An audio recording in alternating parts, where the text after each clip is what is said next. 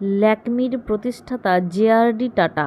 নমস্কার, আমি শম্পা। আমি আপনাদের সামনে অজানা কিছু তথ্য নিয়ে হাজির হয়েছি। ভারতের প্রথম প্রসাধনী ব্র্যান্ড হিসেবে ল্যাকমি তৈরি হয় 1952 সালে, যেটি প্রতিষ্ঠা করেছিলেন জে.আর.ডি টাটা। পরিচালনার দায়িত্ব প্রায় সাইমন টাটা, যিনি টাটা পরিবারের বউ। নামটি ল্যাকমি এসেছে ফরাসি শব্দ ল্যাকমি থেকে, যা হিন্দু দেবী লক্ষ্মীর ফরাসি উচ্চারণ। স্বাধীনতার পর ভারতে মহিলারা বিদেশি কসমেটিক্সের প্রতি আগ্রহী হয়। বিপুল বিদেশি মুদ্রা খরচও ছিল বিদেশি প্রসাধনী আমদানিতে। তখন প্রধানমন্ত্রী জওহরলাল নেহেরু টাটাদের অনুরোধ করেন ভারতীয় প্রসাধনী ব্র্যান্ড তৈরির জন্য। সেই থেকেই জন্ম ল্যাকমির। ল্যাকমি ফরাসি অপেরা থেকে নেওয়া। ল্যাকমি আসলে হিন্দু দেবী লক্ষ্মীর ফরাসি উচ্চারণ। লক্ষ্মী মানে সৌন্দর্য, ঐশ্বর্য, সমৃদ্ধি।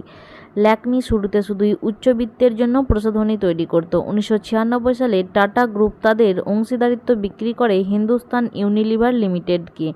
ল্যাকমি ফ্যাশন উইক ভারতের ফ্যাশন দুনিয়ায় সবচেয়ে বড় ইভেন্টগুলোর একটি। ল্যাকমির প্রথম প্রোডাক্ট ছিল লিপস্টিক, লিপ বাম আর নেল পলিশ।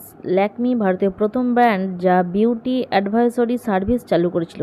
এখন ল্যাকমি ভারতের সবচেয়ে বড় কসমেটিক ব্র্যান্ডগুলোর মধ্যে একটি। প্রায় 50টিরও বেশি দেশের বাজারে বিক্রি হচ্ছে। ল্যাকমির পণ্য আজকাল সব ধরনের দামি ও কম দামি সেগমেন্টে পাওয়া যায়।